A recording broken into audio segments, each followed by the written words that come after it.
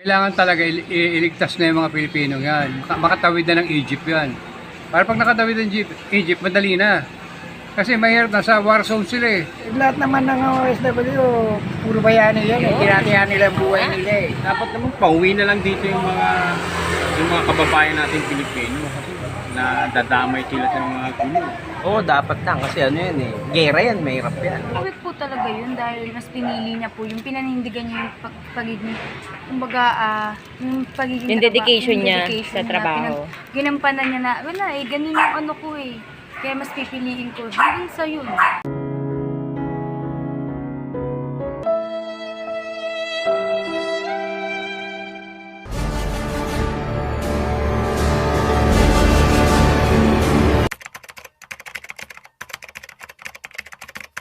Kuya. Ayan, ano po yung masasabi niyo dun? Ano po yung masasabi niyo dun sa statement po ng DFA na nag-alert level 4 na po dun sa Megasa City? Kailangan talaga. Nagkaroon na po ng mandatory repatriation po para sa mga Pilipino. Kailangan talaga iligtas na yung mga Pilipino yan. Makatawid na ng Egypt yan. Para pag nakatawid ng Egypt, madali na. Kasi mahirap, nasa war zone sila eh. Kumbaga, naiipit sila dun sa Oo. Hamas at saka sa Israel. Lalo yan, nag-opensiba na Israel. Nag-ano na sila, talagang nag-declare, malis na kayo ng Gaza. Bibirahin na namin yan. Talagang uulan ng mga missile yan. Nakakatakot eh, no? Pero dun sa ano po, yun, how about po dun sa, yung kay Angeline Aguirre po, yung caregiver na nag-stay po dun sa kanyang pasyente po para Dapat protektahan bigyan ng po. award yan, bigyan yung... Heroic po kaya yung ginawa niya po? Oo, talagang hero siya roon. Talagang ano siya, hindi niya binitawan yung trabaho niya dahil naalala niya yung pasyente niya. Dapat yan, bigyan ng gobyerno ng ayuda ang pamilya niya, lalo kung may anak o tulungan. Yun ang siya, dapat. Kasi kawawa, kaya nga nagpunta yan doon sa ibang bansa para mataguyod yung pamilya. Kaso ganyan naman nangyayari. Hindi, para ano pa ang gobyerno.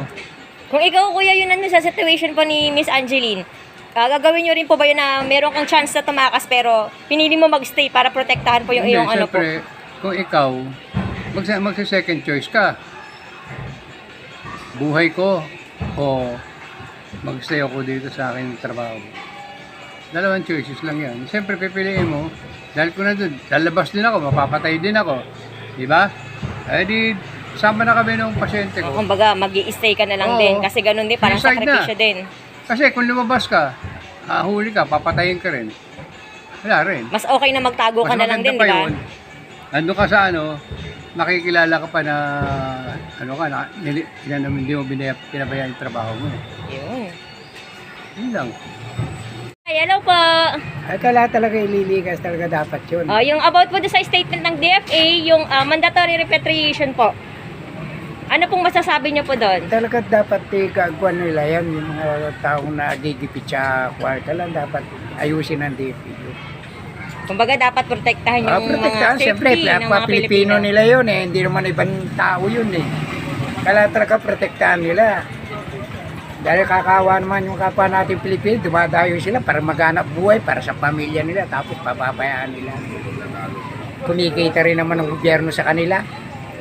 So Diba? ano ba yung masasabi niyo po kay Miss Angeline Aguirre, yung caretaker na nag-stay po dun sa kanyang pasyente para protektahan po yung kanyang pasyente po? Instead na umalis po dun sa Gaza City. Okay naman yun sa kanya kasi nakukuha niya katungkulan niya yun eh. Trabaho niya yun. Sa tingin mo tay, heroic ba yung kanyang ginawa? Okay yung ginawa niya, magabuti yung ginawa niya. Siguro mapoprotektan din naman ng Panginoon. Yung nasa taas ang mahatol, hindi yung mga apat. Ganun yun. Kasi maawa ang Panginoon, maawa sa pasyente, maawa rin ang Panginoon para sa kanya. Tingin mo tay, dapat mabigyan natin siya ng award kasi Siyempre. kumbaga bayani ba yung dating niya doon? Bayani, lahat naman ng OFW, puro bayani yan eh. Tinatihan nila ang buhay nila eh. Para kumita lang. Tapos hindi ko pa gagawin bayani. Kawawa naman yung mga tao. Oo. Sila nag-aatid ng pera sa Pilipinas eh. Kundi sila, walang pera ang Pilipinas. Kaya kailangan Katulad ikaw, lumalayo ka, kailangan tawagin kang bayani dahil kumikita ang gobyerno sa'yo. Mga makabagong bayani, kumbaga. Oo, dahil kumikita ang gobyerno sa'yo eh. Tsaka, Tapos, may mangyari sa'yo doon, pababayaan ka ng gobyerno, hindi tama. Dahil sila nakikirapang sa'yo. Bayani, pag namatay ka doon. Ay, hindi. Hindi naman sundalo yan. Eh. Kahit ka bayani. Hindi naman sundalo yan para turingan mong bayani. kumbaga yung ginagawa nila, malaking sakripisyo yun, di ba? malaking sakripisyo. Nahihiwalay sa mga kamag-anak. Kumikita ang gobyerno Sa para pamilya. sa inyo lumalayo, kumikita ang gobyerno eh. Tapos yung mga agency, Buhay si lulukoy ka tatay! pa, di. Oo, Kung hindi tayo tama naman, may point naman paglaban mo, talaga siya. yung lumalayo ka, talaga ipaglaban mo. Ayun. Dapat Malaking parang lang sakripisyo kayo, hindi lolokohin kayo. Sabi mong bayani, habang buhay pa sana, pinanangalan niya, maniniwala akong bayani. Pero sa kanila pinaparangalan, pagpatay ng tao. Ah, hindi. Marami. Yung bang umuwi rito, patay ba yung mga tinuturo ng bayan? Hindi naman mga patay yun eh. Yun nga umuwi Buhay pa rin eh. pagdating balik ko ng OFW, pinapatay. Kasi kaya ka lumalayo para maghanap buhay, di ba? Para sa pamilya mo, di ba? Oo, hindi ka Malaking lumalayo sakripisyo. para pa sarili mo. Bayani ang ano. Ganun lang yun. Kasi yung iba naman lumalayo para sarili nila. Para maligayahan lang sila. Ganun lang naman yung iba lumalayo eh. Kaya kung minsan, dahil yan, manonood ako ito po, minsan, pinababayaan nila pamilya nila. Dahil may kabit sila, pinababayaan nila yung pamilya Katulad ni nila. Angeline Aguirre, di ba?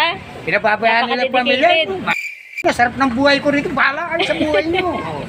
Ganun yung iba eh. Pero yung iba matino. Ano masasabi mo tayo sa matitinong matitinong? bayani dahil matino. Anong masasabi mo doon sa matitinong OFW? Bayani nga. Nagsasakripisyo sila lumalayo eh. Ba kaya po tatlo yung kapatid kong I like how it looks, nasa ibang bansa. Nahihirapan Di ba sila ganda yung ron sinasabi para ni tatay? mapag-aaral lang yung mga anak nila. Tama. Ako eh, kahit na ganun yung mga kapatid ko, minamahal pa rin nila yung mga anak nila. Kahit nahihirapan sila. Iniisip nga Galing nila. ni tatay. At tulog lang daw nila, 3 oras, 4 na oras eh. Oh, sa ibang bansa. Dahil gusto nila kumita Trabaho. ngayon, pahinga lang ng konti, maghanap na naman ibang trabaho. Ganyan daw. Kung tamad ka, umuwi ka na lang dito sa Pilipinas. Wala mangyayari sa'yo rin.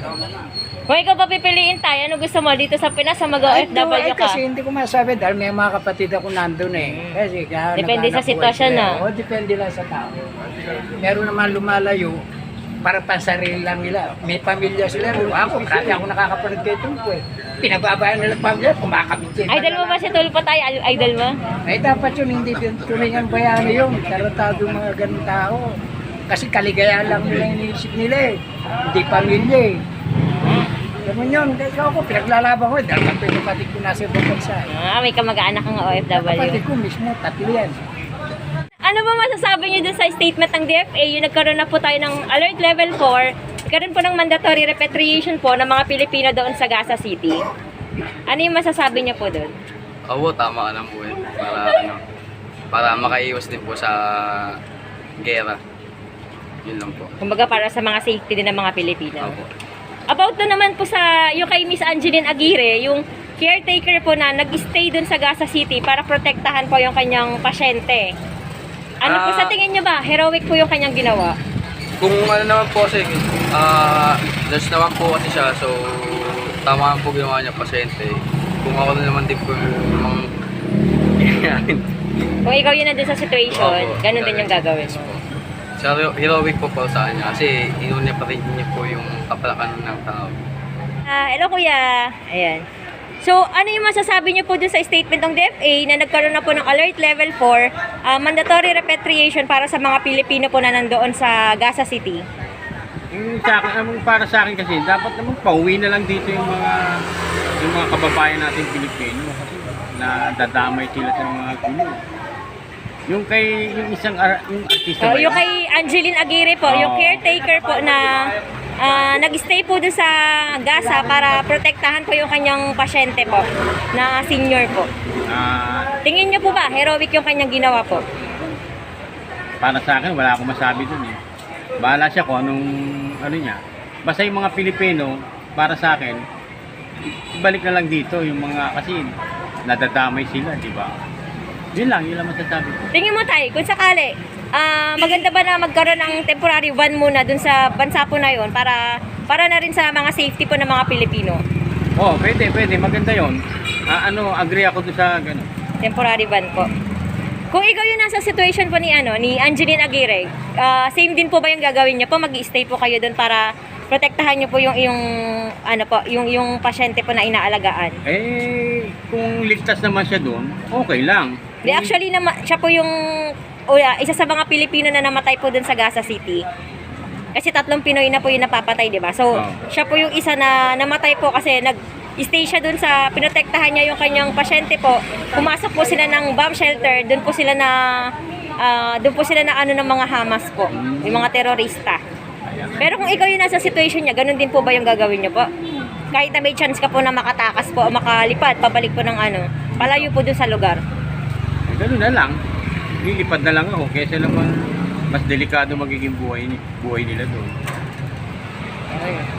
Hello, kuya. Ano po? So, ano po masasabi niyo dun sa statement po ng DFA na nagkakaroon na po ng mandatory repatriation ng mga Pilipino po dun sa Gaza City? Ano yung masasabi niyo po doon? Kailangan po ba na ilikas na po yung mga Pilipino para doon po sa Gaza City kung saan merong mga gera po na nagaganap between sa Hamas tsaka versus Israeli po? Versus Israel. Yan. Kailangan ligtas sila. Kailangan na pong ilikas. Opo. So dun po sa yung kay Miss Angeline Aguirre, yung caretaker po na nag-stay sa Gaza City para protektahan po yung kanyang pasyente, ano po masasabi niyo doon? Sa tingin niyo po ba, makabayani po yung kanyang ginawa? Masyado kabisado. Hindi, sa tingin niyo po ba, tama po yung ginawa niya, dapat po siya parangalan bilang bayani? Okay lang. Doon sa kanyang ginawa, sa kanya pong ginawa na pagprotekta po sa kanyang pasyente po. Okay lang po. Kung ikaw kuya yung nasa sitwasyon niya, mag-i-stay ka rin ba kahit na mayroong kang chance na makaalis dun sa lugar para mailigtas yung iyong sarili? O puprotektahan mo rin po yung iyong pasyente po? Kasi masyado kabisado. Hindi, kung ikaw lang po, ano po yung gagawin mo po? Kung ikaw yung nasa sitwasyon niya? Kailangan aligtas siya. Hello kuya! Ayan. So, ano po yung masasabi niyo dun sa statement ng DFA, yung pag-a-announce po ng mandatory repatriation sa mga Pilipino na nandun po sa Gaza City? Okay naman yung niya. Sa tingin mo po ba, dapat na po nilang ipalikas yung mga Pilipino? Oo, dapat lang. Kasi yan gera yan, may hirap yan. Dadamay yung mga ibang yun. Yun lang. Kung ano po yung masasabi nyo naman po doon kay Angeline Aguirre, yung Pinay caretaker po na nag-stay para protektahan po yung kanyang pasyente na Israeli. Sa tingin mo po ba, heroic yung kanyang ginawa? Okay naman, heroic. Dahil kasi kahit pa paano, inano niya yung pagbabantay niya sa mga kahit ibang lahi, okay lang. Kung ikaw kuya yun nandun sa situation niya, parehas din po ba yung gagawin niyo po? Oo. Kahit na may chance na po na makaalis ka dun sa lugar, iiwan mo po ba yung iyong pasyente? Ay, hindi naman. Hindi pwede. Kasi sayang din yun kaya nga nag-nurse Okay lang yun. Tama yung ginawa niya. Na po ako dun sa babae, na mas pinili niya talaga. Ayo kay Angeline Aguirre po. Sa tingin niyo po ba, heroic yung kanya pong ginawa? Heroic po talaga yun dahil mas pinili niya po yung pinanindigan niya yung pagiging, kumbaga, yung pagiging Yung dedication niya dedication sa trabaho. Ginampanan niya na, wala ganun yung ko Kaya mas pipiliin ko, hanggang sa'yo na wala na siya. Kung ikaw yun nandun sa situation niya ate, same din ba yung gagawin mo? Siguro, bilang yun yung napag-anuhan ko, dun ako kumikita, parang padala ko sa mga anak ko. Ganon din yung gagawin ko. About naman po din sa mandatory repatriation, yung sa pilitang pagpapalikas na po ng mga Pilipino na naiipit po dun sa gera ng Hamas versus Israeli po. Ano po yung masasabi niyo po doon na kailangan na po talagang ilikas yung mga Pilipino? Kailangan po talaga ilikas para wala nang masyadong mag-ano. Kaya kailangan kumilos na yung mga natin para malikas na yung mga Pilipino din. Para hindi na maulit kung ano yung nila. Kumbaga parang wala na madamay na Parang wala nang madamay.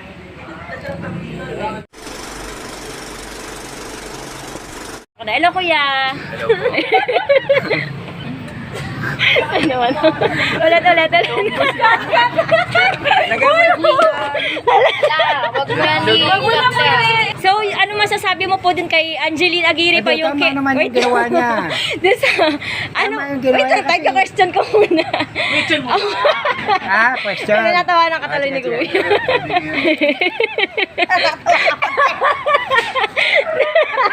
Nagulat ako dun. Ulit.